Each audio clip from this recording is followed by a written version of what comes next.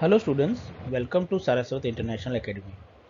आज हम 9th standard mathematics का 6th chapter lines and angles का फर्स्ट पार्ट पढ़ने जा रहे हैं। तो स्टार्ट करते हैं इस वीडियो को। तो सबसे पहले बात आती है इंट्रोडक्शन। चैप्टर में हमें करना क्या है, हम किस किस चीज़ों को इस चैप्टर में स्टडी करेंगे, उसे हमें जानना ज़रूरी है।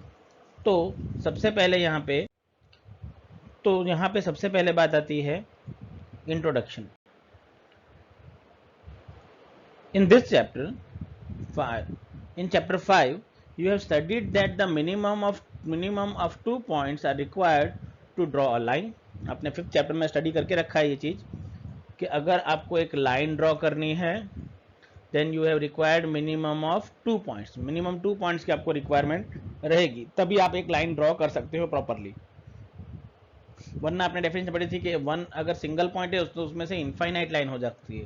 तो मुझे एक सिंगल पर्टिकुलर लाइन ड्रॉ करनी है तो मुझे मिनिमम 2 पॉइंट्स की रिक्वायरमेंट रहेगी। तो यहाँ पे हमें वो देखना है कि हम इसे वो कैसे कर सकते हैं।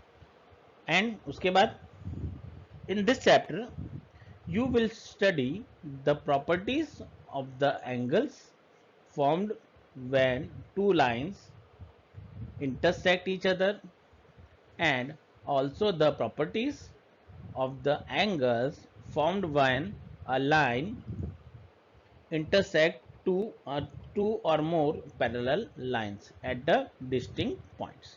चलिए इस चैप्टर में आपको क्या क्या पढ़ना है। सबसे तो पहले what is types of angle, जो आप ऑलरेडी प्रीवियस स्टडी उसमें कर चुके हो, उसे लेके पढ़ना है। Similarly angle formed by the two lines when they intersect each other, उस टॉपिक को हम वापस पढ़ेंगे। And after again the properties of the angles when a line intersect two और मोर पैरेलल लाइंस। तो ये सारे टॉपिक्स का हम इसमें स्टडी करेंगे। पर उससे पहले जो हमें बेसिक टर्म्स और डेफिनेशन है उसको पता होना चाहिए कि हम इसे कैसे डिनोट कर सकते हैं। थोड़ा सा एक टाइप ऑफ रिवीजन हो जाएगा कि लाइन क्या होती है। तो सबसे पहले वो बेसिक टर्म्स और उसकी डेफिनेशन क्या है उसकी बात करते हैं। तो शुरुआत करते हैं सबसे पहले basic terms and their definitions. चलिए सबसे पहली टर्म जो आपके लिए आएगी इट इज लाइन सेगमेंट। चलो लाइन सेगमेंट क्या होता है वो पता होना चाहिए आपको, कैसे हम इसे डिनोट करते हैं, और वो उसका ड्राइंग मतलब डायग्राम मतलब एक लाइन कैसे सेगमेंट कैसे ड्रॉ करना है वो हमें पता चाहिए। तो लाइन सेगमेंट की डेफिनेशन होती है a part of a portion of a line, part और a portion of a line with two end points is called line segment। मतलब के पार्ट ऑफ और अ पोर्शन, यू कैन कह सकते हैं इट इज अ पार्ट और a portion of a line with two end points is called line segment। इसे हम क्या कहते हैं, लाइन सेगमेंट कहते हैं। चलिए लाइन सेगमेंट ड्रॉ कैसे होती है, पहले तो इसे डिनोट कैसे किया जाता है तो वो देखना है। So it is denoted by A B के ऊपर एक आप सिंगल लाइन ड्रॉ करके इस तरीके से दिखा सकते हैं। चलिए उसके बाद इसे डायग्राम से कैसे ड्रॉ किया जाएगा, तो इस तरीके से आपको इसका डायग्राम देखने को मिलेगा। देखिए आपको एक एंड पॉइंट यहाँ पे गिवन है ए, दूसरा एंड पॉइंट गिवन है B. So two end points, और इस तरीके से आप इसे डायग्राम ड्रॉ कर सकते हैं और सिंबॉलिकली आप इसे इस तरीके से लिख सकते हैं। ठीक है, पर हमें इसे लिखना इस तरीके से नहीं है। हम इसे लिखना चाहेंगे तो इसे हम ऐसे डायरेक्ट लिख देंगे, इट इज लाइन सेगमेंट। आप डायरेक्टली वर्ड यूज कर दीजिए कि लाइन सेगमेंट ए बी। ठीक है, आप ए बी लिख दीजिए और उसके साथ वर्ड यूज कर दीजिए लाइन सेगमेंट। तो इस तरीके से आप इसे डायरेक्टली भी डिनोट कर सकते हैं।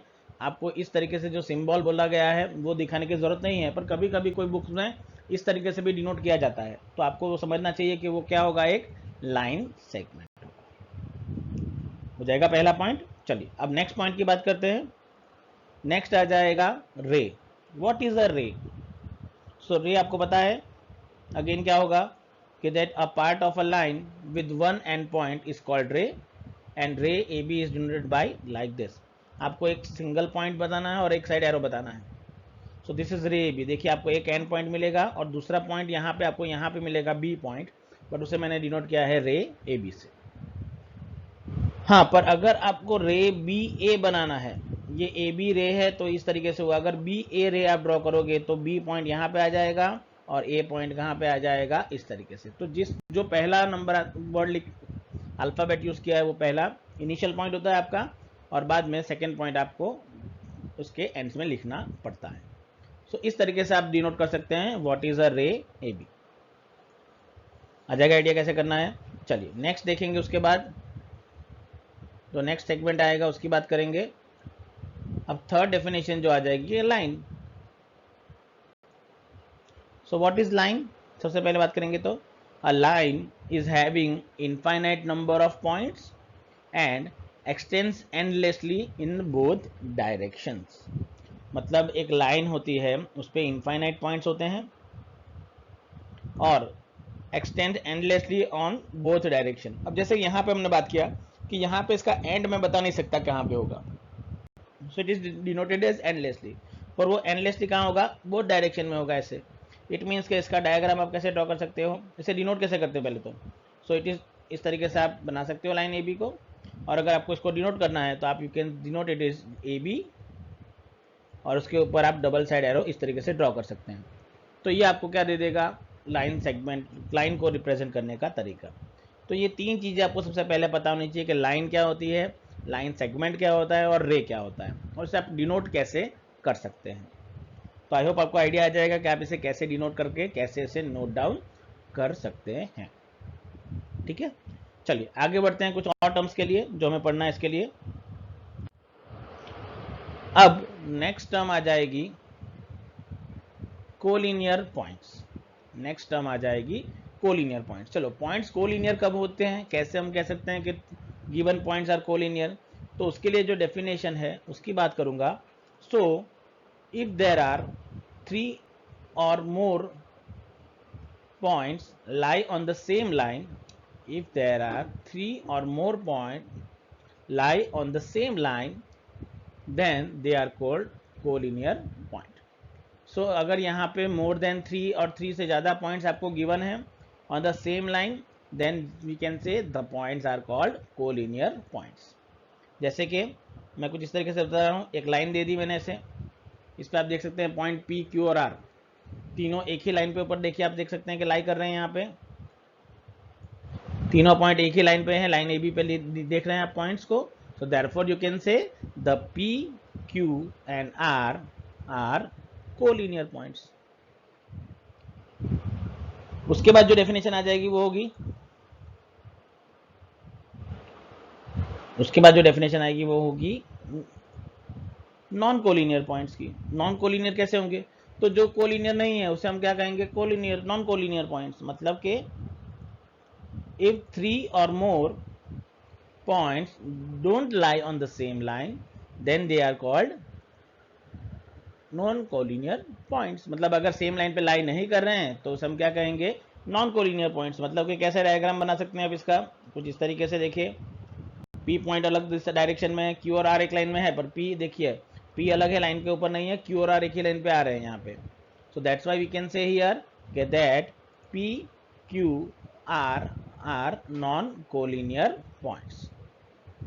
तो इस तरीके से आप कोलिनियर और नॉन कोलिनियर केसेस को समझ सकते हैं। आ जाएगा आइडिया आपको। तो ये बेसिक टर्म्स थी जो आपको याद रखनी है कि किस तरीके से आपको इसका यूज करना है और इसका आंसर कैलकुलेट करना रहेगा। आई होप आपको आइडिया आ जाएगा कि इसमें आपको कैसे करना है। चलिए अब बात करते हैं एंगल्स के बारे में।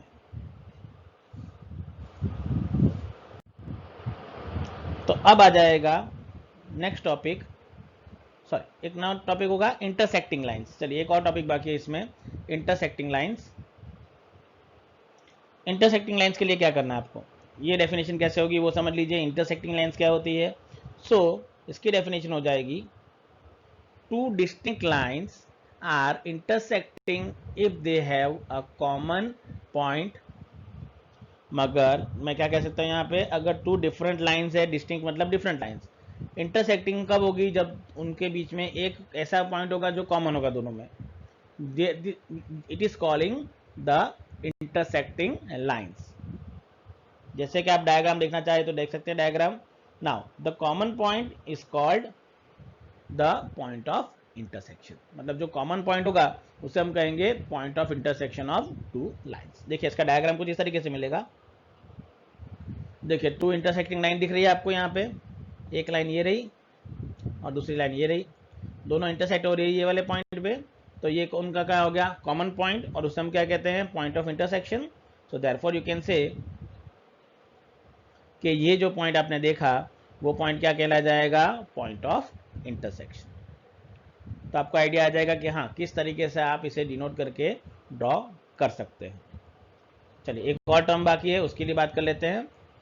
नेक्स्ट आ जाएगा नॉन इंटरसेक्टिंग लाइंस, और यू कैन से इट इज पैरेलल लाइंस। इनको दो अलग अलग वर्ड्स में बोला जाएगा। एग्जाम में कभी क्या होगा, मुझे पैरेलल नहीं पूछा गया तो मैं बोलूंगा नॉन इंटरसेक्टिंग लाइंस। तो अगर नॉन इंटरसेक्टिंग लाइंस आती है तो इट मीन्स वो कौन सी लाइन होगी, पैरेलल लाइंस होगी। चलो पैरेलल लाइंस कैसे ड्रॉ करेंगे, तो ये देखिए उसके लिए question. So two distinct lines which are not intersecting are said to be parallel lines. मतलब जो इंटरसेक्ट नहीं करेगी वो क्या होगी, पैरेलल होने वाली है। देखिए दो ही केस है, अगर पैरेलल नहीं है तो इंटरसेक्टिंग होगी, अगर इंटरसेक्टिंग नहीं है तो क्या होगी, पैरेलल। इन दोनों में से आपको कोई एक ही केस हमेशा देखने को मिल सकता है। अब पैरेलल होगी तो उसे कैसे कहेंगे, तो देखिए the parallel lines are always at a constant distance from each other. मतलब पैरेलल लाइन के बीच में हमेशा डिस्टेंस क्या होना चाहिए, दोनों पेन लाइंस के बीच में हमेशा क्या होगा, इक्वल डिस्टेंस पे लाइन होगी। मतलब कि कैसे, इस तरीके से आप डायग्राम देख सकते हैं। देखिए ये दोनों लाइंस अगर आप अभी देख रहे हैं तो ये दोनों लाइंस कौन सी लाइंस होंगी, पैरेलल लाइंस। बिकॉज ये देखिए आप ये वैल्यू निकाल लेंगे, ये वैल्यू निकालेंगे, यहाँ से यहाँ का डिस्टेंस कैलकुलेट करेंगे, यहाँ से यहाँ का डिस्टेंस कैलकुलेट करेंगे, ये सारे डिस्टेंस हमेशा क्या रहेंगे, इक्वल रहेंगे। दैट्स व्हाई यू कैन से it is a parallel lines. तो इस तरीके से आप इसे कैलकुलेट करके आंसर कैलकुलेट कर सकते हैं। तो आ जाएगा कैसे करना है आपको आइडिया। तो इस तरीके से ये बेसिक टर्म्स हैं जो आपको याद रखनी है कि कैसे आप इसका आंसर कैलकुलेट कर पाओगे। ठीक है, चलिए आगे बढ़ते हैं नेक्स्ट टॉपिक की ओर। अब हमारा नेक्स्ट टॉपिक आएगा, recall that the angle is formed when two rays originate from the same end point। अब हम बात करेंगे एंगल के बारे में कि एंगल क्या होता है। तो हम थोड़ा सा उसका रिवीजन आपने एंगल के लिए पढ़ ही रखा होगा, पर एक थोड़ा सा रिवीजन देख लेते हैं कि मुझे पता है कि एंगल क्या होगा। अगर टू रेस एक सेम पॉइंट से ओरिजिनेट करेगी तो उसके बीच में जो डिस्टेंस कवर होता है it is become an angle. दूसरा केस क्या था, इसमें पढ़ा था आपने कि the ray making an angle is called arms and the angle and the end point is called the vertex of the angle। अब जो रेज हैं जो एंगल मेड कर रही हैं उसे हम कहेंगे इसके आर्म्स, और जो जिस पॉइंट से रे ओरिजिनेट हुई थी that will be your vertex of the angle. मतलब रे जहां से बनती है वो बन जाएगा आपका एंगल। तो देखिए कैसे एंगल बनता है, तो देखिए यहाँ पे इस तरीके से देखिए आपके पास ए गिवन है जो आपकी क्या होगी, वर्टेक्स, बिकॉज कॉमन है। एक आर्म आपका यहाँ से ओरिजिनेट हुआ, एक आर्म आपका यहाँ से ओरिजिनेट हो गया। अब यहाँ पे जो डिस्टेंस कवर किया कि आर्म यहाँ से लेके यहाँ तक जाता है, तो ये जो डिस्टेंस हुआ ये वाला distance that will become your, वो आप किसी भी पॉइंट से देखेंगे तो सेम ही आएगा। So this distance is called angle. तो यहाँ पे आप इसे डायग्राम बना सकते हैं कि ये जो आप पॉइंट बनाएंगे यहाँ से यहाँ तक का दैट विल बिकम योर, इसको हम कहते हैं angle. So this is will become your angle. तो ये होता है एक एंगल का डेफिनेशन, हमें पता है कैसे बनेगा। एंगल बनता कैसे है, two arms and common vertex, इससे जो एंगल वो हमें बना के देता है एक एंगल। तो आई होप आपको आइडिया जाएगा कि एंगल क्या होता है। चलिए अब हम बात करेंगे टाइप्स ऑफ एंगल की। कौन कौन से टाइप के एंगल्स हैं जो मुझे पता है और मुझे याद रखने चाहिए, जो आपको ज़्यादा इंपॉर्टेंट रहेंगे सॉल्व करने के लिए। तो चलिए उसकी बात करते हैं अभी। सो नेक्स्ट आ जाएगा टाइप्स ऑफ एंगल्स। कौन कौन से टाइप्स के एंगल आपके पास अवेलेबल हैं। चलिए सबसे पहले एंगल की बात करते हैं। The first angle is acute angle. चलो एक्यूट एंगल मतलब कैसा एंगल होगा वो पता होना चाहिए आपको। आप ऐसा तो आपको याद ही होगा, पर हम एक बार वापस रिवाइज कर रहे हैं इसको। So an angle whose measure is less than 90 degree is called an acute angle। मतलब कि जिसका मेजरमेंट 90 डिग्री से लेसर होगा that will become your acute angle। Diagram कैसे बनेगा, तो इस तरीके से आप इसका डायग्राम बना सकते हो। देखो ये जो मेजरमेंट होता है यहाँ से यहाँ तक का वो आपका क्या होता है, एक्यूट एंगल बन जाता है। समझ में आ जाएगा कैसे होगा। और एक दूसरी बात कि अगर मैं इस एंगल को मैं कह देता हूँ कि x है, तो आपको याद रखना होगा कि x की जो वैल्यू होगी वो 90 से लेस देन होगी, बट 0 डिग्री से ग्रेटर भी होगी। इट इज 0 to 90 होता है, वो आपको याद रखना होगा इसके लिए, ठीक है। चलिए नेक्स्ट एंगल की बात करते हैं अभी, जो सेकेंड एंगल आ जाएगा। तो second angle is a right angle. अब राइट एंगल कौन से टाइप का एंगल होता है? So again an angle whose measure is 90 degree is called a right angle. मतलब कि जिसकी वैल्यू एग्जैक्टली 90 हो जाती है, it will become your right angle. इसका डायग्राम कैसे मिलेगा? तो अगर ऐसी लाइंस आप ड्रॉ करते हो, यहाँ पे मैंने इसको y दिया गया है, तो यहाँ पे आप y की वैल्यू दे सकते हैं कि y इज इक्वल टू क्या होगा यहाँ पे 90 डिग्री। अब आप इसे ऐसे भी ड्रॉ करोगे तो ये भी 90 मिलेगा, ठीक है ना। फिर ऐसे ड्रॉ करोगे तो यहाँ पे भी 90 मिलेगा, और अगर ऐसे ड्रॉ करोगे तो यहाँ पे भी आपको क्या मिलेगा? 90 मिलेगा। तो आप कैसे भी ड्रॉ कर दो तो आपको ये 90 डिग्री बना के देगा। तो ये आप ड्रॉ ऐसे एंगल आप जब भी ड्रॉ करेंगे तो वो 90 डिग्री होंगे। अब जैसे कि एक्यूट एंगल की बात करता हूँ, तो अगर एक्यूट एंगल आपने ऐसे ड्रॉ किया है कि एक रे ऐसे गई है और एक रे ऐसे गई है, तो यहाँ पे भी वो एक्यूट एंगल ही बना के देगा आपको, ठीक है ना। तो डायग्राम डायरेक्शन इंपॉर्टेंट नहीं है, बट उसके बीच की जो वैल्यू आ रही है वो यहाँ पे इंपॉर्टेंट रहती है कि कितना डिग्री मेजर वो एंगल बना रहा है, ठीक है। चलिए अब आगे बढ़ते हैं नेक्स्ट टाइप की ओर। अब नेक्स्ट टाइप आएगा type number 3, obtuse angle. Obtuse angle, चलो ऑब्ट्यूज एंगल क्या होता है? So again an angle whose measure is more than 90 degree but less than 180 degree is called obtuse angle। मतलब कि जिसकी वैल्यू 90 से ग्रेटर होनी चाहिए बट 180 से क्या होनी चाहिए? स्मॉलर। मतलब कैसा होगा? देखो ऐसा, इस टाइप का एंगल देखिए, ये एंगल Z है। यहाँ पे Z की रेंज जो होगी, मैंने कहा था कि 180 से स्मॉलर होना चाहिए, बट 90 से क्या होना चाहिए? ग्रेटर। 90 आप कैसे बनाएंगे? देखो ऐसे परपेंडिकुलर लाइन ड्रॉ करूंगा तो वो 90 देगा यहाँ से, बट उससे ज्यादा जा रहा है, देखो एंगल। तो more than 180, sorry more than 90 but less than 180 will become your triangle, sorry angle with measurement obtuse angle. चलिए आ जाएगा ये। नेक्स्ट टाइप देख लेते हैं, उसके बाद का जो टाइप है, the type number 4 which is straight angle. चलिए फोर्थ टाइप है स्ट्रेट एंगल की। चलो स्ट्रेट एंगल कैसे मिलता है? So an angle whose measure is 180 degree is called a straight angle. मतलब जिसकी वैल्यू 180 डिग्री होगी that will become your straight angle. मतलब कि अगर यहाँ पे मैं देखना चाहूंगा तो कुछ इस तरीके से डायग्राम मिलेगा, और यहाँ पे जो एंगल S मिला है, देखिए कैसे एक पूरा स्ट्रेट लाइन मिल रही है। मतलब अगर कोई लाइन स्ट्रेट लाइन है तो ये बनाएगा S की value which is become 180 degree. तो यहाँ पे आप देख सकते हैं कि S की वैल्यू क्या होगी यहाँ पे 180 डिग्री। तो इस तरीके से आप एंगल को मेजर कर सकते हैं। चलिए लास्ट टाइप, टाइप नंबर 5, उसे देख लेते हैं। So type number 5, reflex angle. चलो रिफ्लेक्स एंगल क्या होगा? तो N angle whose measure is more than 180 degree but less than 360 degree is called a reflex angle। तो उसे हम क्या कहते हैं? रिफ्लेक्स एंगल कहते हैं। सो देयरफॉर रिफ्लेक्स एंगल के लिए क्या होगा? आप इसका डायग्राम देखेंगे कि वैल्यू क्या होनी चाहिए? 180 से ग्रेटर बट 360 से लेसर।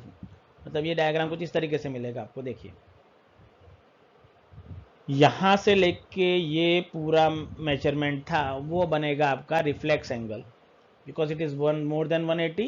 अब कहीं कहीं पे है ना, ये डायग्राम ऐसे ही मिलेगा कि ये एक रे अपने ऐसे ओरिजिनेट की है और एक रे ऐसे ओरिजिनेट की है, और ये जो एंगल मिला वो आपका क्या होगा? Reflex angle. अब वो एंगल आप कैसे बना सकते हो? अगर आपने एक एंगल ऐसे बनाया है और एक एंगल आप ऐसे बना रहे हो, तो वो भी आपका ये वाला एंगल आपका क्या होता है? रिफ्लेक्स एंगल मिलता है। तो रिफ्लेक्स एंगल आप 2-3 तरीके से ड्रॉ कर सकते हैं। मतलब आपको पता चल गया क्या? देखिए कि हमने पहले डायग्राम में देखा था कि ये कौन सा एंगल होगा? Acute angle. तो उसके ऑपोजिट वाला क्या होता है?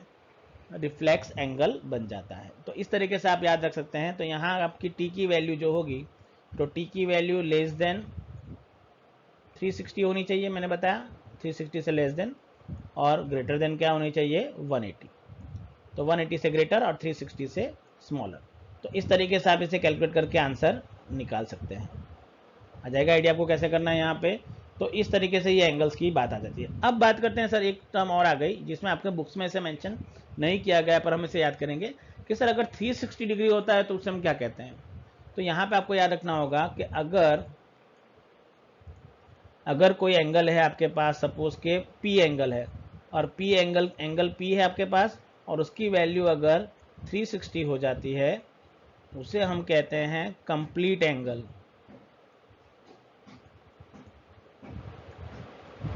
इसे हम कहते हैं कंप्लीट एंगल। अब कंप्लीट एंगल का मीनिंग क्योंकि पूरा हो जाएगा।